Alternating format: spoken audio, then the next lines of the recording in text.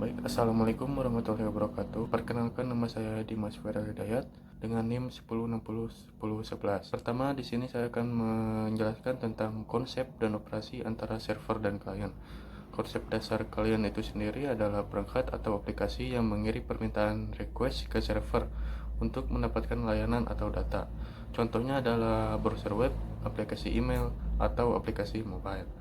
Dan konsep dasar dari server itu merupakan perangkat atau aplikasi yang menerima permintaan dari klien, memprosesnya, dan mengirim respon kembali. Server dapat berupa web server, database server, atau mail server. Dan arsitektur klien server membagi tugas antara penyedia layanan server dan peminta layanan atau klien. Server menyediakan sumber daya atau layanan, sementara klien mengakses dan menggunakan layanan tersebut. Contoh implementasi arsitektur ini adalah pada aplikasi web, di mana browser atau klien mengirimkan permintaan ke web server untuk menampilkan halaman web. Terus ada tahapan operasi umum dari klien server. Yang pertama itu klien membuat request, di mana pengguna melakukan aksi, misalnya mengetik URL atau mengetik tombol. Kemudian request dikirim ke server, permintaan dikirim melalui jaringan menggunakan protokol tertentu. Terus server menerima dan memproses. Server memproses permintaan, misalnya mengambil data dari database. Kemudian server mengirimkan respon ke klien, yaitu hasil pemrosesan dikirim kembali ke klien. Yang terakhir yaitu klien menampilkan data atau layanan ke pengguna. Klien menampilkan hasil kepada pengguna, misalnya menampilkan halaman web. Terus yang kedua ada operasi yang umum terjadi, yaitu get, meminta data dari server, post, mengirimkan data ke server, put atau patch, memperbarui data ke di server, delete, menghapus data di server. Contoh implementasinya yaitu pada aplikasi web, misalnya kliennya adalah browser pengguna dan servernya itu web server yang menyajikan halaman web. Dengan interaksi yang terjadi, pertama pengguna mengakses fitur web, browser mengirimkan permintaan ke server, dan server mengirimkan halaman web untuk ditampilkan. Contoh lain pada aplikasi mobile, yaitu misalnya kliennya adalah aplikasi mobile pengguna dan servernya itu API server yang menyediakan data dan layanan. Interaksi yang terjadi yaitu aplikasi mobile mengirimkan permintaan ke server untuk mendapatkan atau mengirimkan data. Tujuan dari sistem terdistribusi adalah untuk meningkatkan efisiensi, skalabilitas, dan keandalan sistem. Dalam sistem terdistribusi, server tidak selalu satu. Bisa ada beberapa server yang menangani berbagai layanan seperti load balancer, membagi permintaan ke beberapa server untuk efisiensi, database server, menyimpan dan mengelola data, kemudian authentication server, memverifikasi identitas pengguna. Baik, di sini saya akan menjelaskan mengenai pengelolaan proses layanan selama terjadi crash. Nah, crash di sini berarti program, aplikasi, atau sistem operasi yang tiba-tiba berhenti bekerja atau keluar secara tidak normal. Dan penyebab umum crash di komputer atau aplikasi itu bisa disebabkan oleh bug dalam program, kekurangan memori atau RAM, konflik antara aplikasi, serangan virus atau malware, dan juga dapat disebabkan oleh kerusakan sistem operasi. Selanjutnya itu cara pengelolaannya. Yang pertama itu ada deteksi crash. Sistem harus memiliki mekanisme untuk mendeteksi ketika sebuah server atau layanan mengalami crash. Hal ini dapat dilakukan melalui monitoring yang terus-menerus memantau status server dan aplikasi. Alat monitoring seperti Nagios DB atau Prometheus dapat digunakan untuk mendeteksi kegagalan. Dan selanjutnya itu pengalihan layanan. Setelah crash terdeteksi, sistem harus mengalihkan permintaan ke server cadangan atau salinan lain yang masih berfungsi. Hal ini sering dilakukan dengan menggunakan load balancer yang dapat mendistribusikan permintaan ke server yang aktif. Selanjutnya yaitu ada penyimpanan log. Selama proses ini, penting untuk menyimpan log dari semua transaksi dan aktivitas yang terjadi sebelum crash terjadi. Log ini akan membantu dalam pemulihan data dan analisis penyebab kegagalan. Selanjutnya ada pemulihan server. Di sini ada restart server, menghidupkan kembali server yang mengalami crash. Ini bisa dilakukan secara manual atau otomatis tergantung pada konfigurasi sistem. Selanjutnya ini setelah restart ada memulihkan data. Menggunakan log yang disimpan untuk memulihkan data yang mungkin hilang atau tidak konsisten. Ini termasuk memeriksa integritas data dan memastikan bahwa semua transaksi yang valid telah diproses. Selanjutnya ada verifikasi. Memastikan bahwa server yang dipulihkan berfungsi dengan baik dan data konsisten sebelum mengalihkan kembali permintaan ke server tersebut. Ini bisa melibatkan pengujian sistem untuk memastikan bahwa semua layanan berjalan normal. Selanjutnya ada analisis pasca kejadian. Setelah pemulihan, penting untuk melakukan analisis pasca kejadian untuk memahami penyebab crash dan mencegah terulangnya masalah yang sama di masa depan.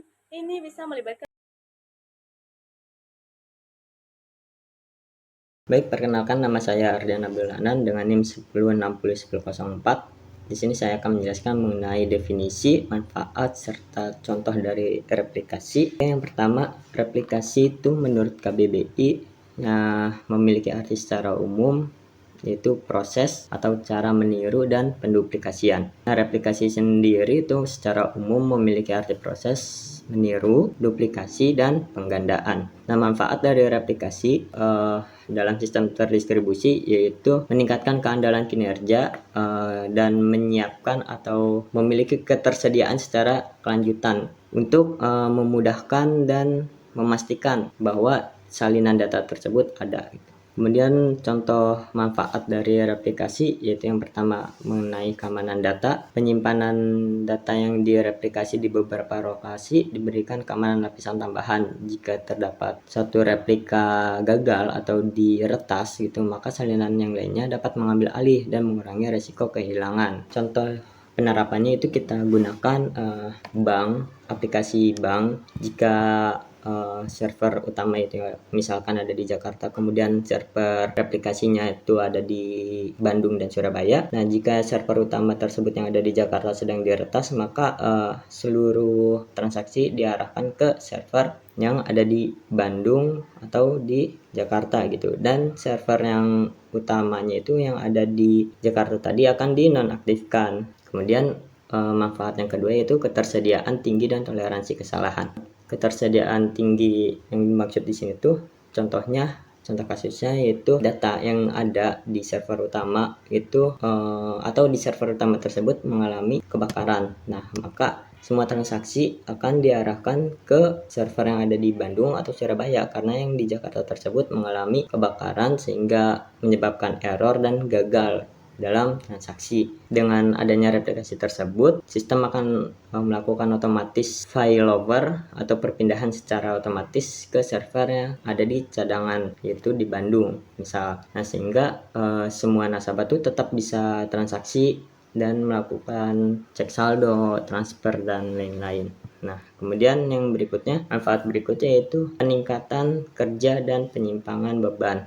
Peningkatan kerja yang dimaksud di sini tuh jika server utama yang ada di Jakarta tersebut mengalami banyak request atau banyak permintaan yang masuk dari user seperti jam-jam sibuk kerja atau hari-hari gajian. Nah, itu banyak yang melakukan pembayaran tagihan, kemudian penaikan saldo dan lain-lain. Aplikasi yang ada di server utama tersebut dapat mengalami kegagalan atau lambat gitu karena banyaknya request. Sebagai solusinya, nasabah yang ada di wilayah Jawa Timur misalkan akan diarahkan ke server cadangan tadi yaitu yang ada di Surabaya. Nah, untuk nasabah yang ada di Jawa Barat itu akan diarahkan ke server utama yaitu yang ada di Jakarta atau cadangannya yaitu yang ada di Bandung, dengan memperhatikan jarak wilayah itu antar user dengan server, itu jarak wilayah terdekat. Baik, pembahasan berikutnya yaitu shared data. Jadi, shared data dalam konteks sistem terdistribusi itu merupakan suatu data yang diakses dan dimodifikasi oleh beberapa komponen atau node yang saling terpisah secara fisik, namun tetap mempertahankan konsistensinya. Data ini dapat disimpan di suatu lebih lokasi fisik dan dapat diakses oleh berbagai aplikasi, pengguna, dan organisasi dengan memastikan keamanan dan integrasi data. Jadi, secara keseluruhan, shared data merupakan suatu data yang dapat diakses dan dikelola atau digunakan oleh banyak pengguna tanpa memperhatikan suatu lokasi maupun waktu gitu. Jadi tetap dapat diakses secara bersamaan di waktu yang berbeda maupun di lokasi yang berbeda. Kemudian mengapa shared data itu penting dalam sistem terdistribusi? Yaitu karena agar seluruh program, peralatan atau lainnya dapat dimanfaatkan oleh setiap orang yang ada pada jaringan komputer tanpa terpengaruhi oleh lokasi maupun oleh si pemakai. Nah, kemudian beberapa karakteristik dalam share data yaitu ada konsistensi. Mengapa pentingnya konsistensi? Itu agar semua pengguna dapat mendapatkan data yang sama untuk menghindari konflik atau terjadinya error. Contohnya itu jika ada user yang membeli suatu sepatu mereknya A, kemudian user yang kedua pun membeli sepatu yang sama dengan user yang pertama tadi, yaitu membeli sepatu merek A. Mereka berdua ini membeli sepatu yang sama, namun si stok sepatu ini hanya ada satu, tapi keduanya tersebut dapat membeli sepatu gitu yang sama dan sudah terbeli. Nah, itu terdapat ketidakcocokan gitu, sehingga tidak adanya konsistensi dalam share data tersebut. Akses yang bersamaan artinya banyak user yang dapat mengakses dan memungkinkan pengubahan data yang sama dalam waktu yang sama. Nah, misalnya kita menggunakan Google Docs, banyak user yang dapat mengetik di sana dan mengedit di sana itu dalam waktu yang bersamaan. Nah, data tersebut saling sinkron satu dengan yang lainnya. Itu merupakan contoh dari karakteristik kebersamaan. Kemudian ada model akses, yaitu cara atau metode yang dipakai untuk mengatur bagaimana data dapat diakses oleh user atau sistem. Nah, jenis-jenisnya di sini ada akses ke file-based access. Data pada model ini disimpan di dalam file, biasanya itu berbentuk atau berformat seperti .tsx, CSV, dan lain-lain. Nah, contoh dari aplikasinya itu membuka data dari file Excel. Nah, itu merupakan contoh dari akses ke file. Kemudian basis data terpusat. Semua data disimpan di satu tempat ke server database. Semua pengguna atau sistem harus saling terhubung ke server untuk mengakses data. Nah, contohnya ini di aplikasi kasir di toko yang menyambung langsung ke server tanpa adanya duplikasi gitu.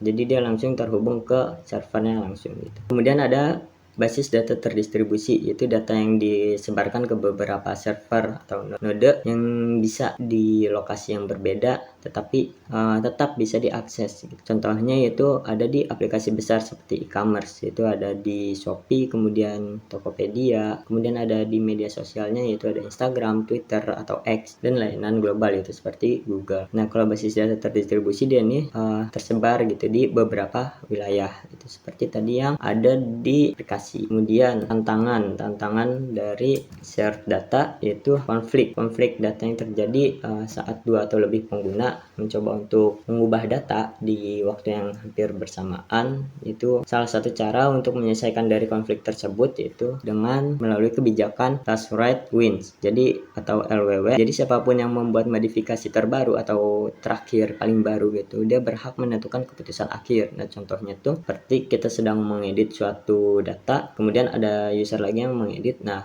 dia tuh yang si pengedit terakhir ini dia yang akan menentukan data tersebut akan dilanjut simpan dengan data penamaan yang baru atau di cancel. Nah, hal tersebut melibatkan dari waktu atau jam pada setiap entry data. Kemudian ada latensi jaringan. Salah satu pendekatan untuk menyelesaikannya yaitu dengan menggunakan metode CND atau Content Delivery Network. CND ini akan memperpendek jarak yang harus ditempuh data sehingga mengurangi latensi. Replikasi data adalah cara lain untuk mengatasi latensi jaringan, yaitu dengan mereplikasi data di beberapa lokasi yang tersebar, memastikan pengguna dapat mengakses salinan yang dekat di lokasi mereka, sehingga mengurangi dampak latensi jaringan. Kemudian contoh dari share data atau contoh dari penerapan sistem basis data yang terdistribusi ada Google Spanner. Google Spanner ini tuh memberikan ruang utama data bagi bagian-bagian atau partisi yang disebut dengan tablet. Nah, bagian ini tuh memungkinkan si Google Spanner ini dapat menangani data yang terus bertambah gitu seiring berjalannya waktu, sehingga beban kerja yang menuntut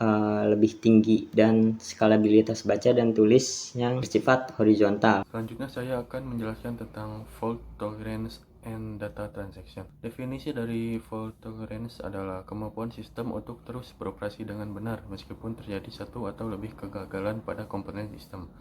Dalam sistem terdistribusi, komponen seperti server, jaringan, atau basis data tersebar secara geografis. Oleh karena itu, sistem harus bisa menangani kegagalan tanpa mengganggu keseluruhan layanan. Strategi dari fault tolerance itu ada dua. Yang pertama itu redundancy, di mana menyimpan salinan data atau layanan di beberapa lokasi server. Jika satu node gagal, node lain bisa mengambil alih, yaitu atau melakukan failover. Contohnya sistem penyimpanan cloud seperti Google Drive dan Dropbox menggunakan replikasi data. Yang kedua yaitu ada deteksi kesalahan, di mana sistem dilengkapi dengan mekanisme untuk mendeteksi adanya kegagalan seperti heartbeat sinyal reguler dari node untuk menunjukkan bahwa sistem masih aktif, watchdog timer, sistem pemantau otomatis, dan checksums atau CRC digunakan untuk mendeteksi korupsi data. Terus dari definisi transaksi data adalah serangkaian operasi yang dilakukan terhadap basis data yang diperlukan sebagai satu kesatuan logis. Sebagai transaksi tersebut harus dijalankan secara utuh, atau semuanya berhasil, atau semuanya gagal. Untuk menjamin keandalan transaksi harus memenuhi prinsip ACID, yaitu A. Atomicity, semua operasi dalam transaksi dieksekusi seluruhnya atau tidak sama sekali, yaitu C. Konsistensi, transaksi membawa basis data dari satu keadaan konsisten ke keadaan konsisten lainnya. Kemudian ada I. Isolation, transaksi yang dijalankan bersamaan tidak boleh saling mengganggu. Dan yang terakhir yaitu D. Durability, hasil transaksi yang berhasil akan tetap tersimpan meskipun terjadi gangguan sistem. Dalam sistem terdistribusi, transaksi menjadi krusial untuk menjaga integritas data antar node. Tanpa pengelolaan transaksi yang tepat, maka data dapat menjadi inkonsisten akibat kegagalan komunikasi atau crash node. Kemudian proses seperti transfer uang antar akun bisa bermasalah jika satu tahap sukses dan tahap lainnya gagal. Kemudian saya akan menjelaskan tentang two-phase commit atau 2PC adalah protokol koordinasi transaksi dalam sistem terdistribusi agar semua node atau partisipan menyetujui hasil akhir dari transaksi. Cara kerjanya yaitu fase pertama prepare atau voting, di mana koordinator mengirim prepare ke semua partisipan dan tiap partisipan memutuskan untuk commit atau abort. Fase kedua yaitu ada commit atau abort, di mana jika semua partisipan setuju atau vote commit, koordinator mengirim commit. Jika ada satu saja yang menolak, koordinator mengirim abort ke semua. Terus di sini ada beberapa tantangan. Yang pertama itu menjaga konsistensi, di mana transaksi yang tersebar di beberapa node harus tetap sinkron dan konsisten meski latensi jaringan berbeda, dan dibutuhkan protokol locking dan konkurrensi control. Yang kedua yaitu mengelola kegagalan. Kegagalan jaringan atau node dapat membuat transaksi terhenti di tengah jalan. Sistem perlu mendukung rollback dan log transaksi untuk pemulihan, dan protokol seperti 2PC bisa deadlock jika koordinator mati saat transaksi berlangsung. Di sini saya akan menjelaskan mengenai replikasi. Replikasi dalam sistem terdistribusi adalah proses membuat salinan data di beberapa lokasi atau node untuk memastikan bahwa data tersebut tersedia dan dapat diakses meskipun terjadi kegagalan pada salah satu node. Replikasi ini bertujuan untuk meningkatkan ketersediaan dan keandalan data dengan menyediakan beberapa salinan yang dapat diakses oleh pengguna. Dan replikasi ini penting karena dapat mengurangi resiko kehilangan data akibat kegagalan sistem, meningkatkan ketersediaan data bagi pengguna, dan memungkinkan pemulihan cepat setelah terjadinya kesalahan. Dengan memiliki beberapa salinan, sistem dapat terus beroperasi meskipun salah satunya atau beberapa node memiliki masalah. Dan di sini juga saya akan memberikan tipe replikasi. Ada dua tipe replikasi. Yang pertama ini ada replikasi sinkron, yang dimana semua salinan data diperbarui secara bersamaan. Ketika data diubah di satu node, perubahan tersebut harus diterapkan ke semua salinan tersebut.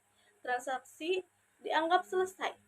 Ini memastikan bahwa semua salinan tetap konsisten, tetapi dapat menyebabkan latensi yang lebih tinggi karena semua node harus berkomunikasi dan menyelesaikan secara bersamaan. Selanjutnya ada replikasi asinkron. Yang kedua ini adalah replikasi asinkron, yang dimana salinan data diperbarui secara terpisah. Ketika data diubah di satu node, perubahan tersebut tidak langsung diterapkan ke salinan lain. Sebaliknya, pembaruan ini dikirim ke salinan lain setelahnya. Ini dapat meningkatkan kinerja dan mengurangi latensi, tetapi menyebabkan masalah konsistensi, di mana salinan data mungkin tidak selalu mencerminkan keadaan terbaru. Selanjutnya ada manfaat aplikasi. Di sini saya hanya akan memberikan salah satu manfaatnya saja, yaitu peningkatan kinerja. Dengan mendistribusikan beban permintaan di antara beberapa salinan, aplikasi dapat meningkatkan kinerja sistem. Pengguna dapat diarahkan ke salinan terdekat atau yang paling tidak sibuk untuk mengurangi waktu respon dan meningkatkan throughput. Dan selain ada manfaat, di sini juga ada tantangan. Untuk tantangan juga saya akan memberikan salah satunya saja, yaitu konsistensi. Menjaga konsistensi data di antara salinan yang berbeda adalah tantangan utama dalam replikasi, terutama dalam replikasi asinkron. Perbedaan waktu dalam pembaruan dapat menyebabkan situasi di mana pengguna mendapat data yang tidak konsisten. Nah, mungkin cukup sekian mengenai replikasi, kurang lebihnya mohon maaf.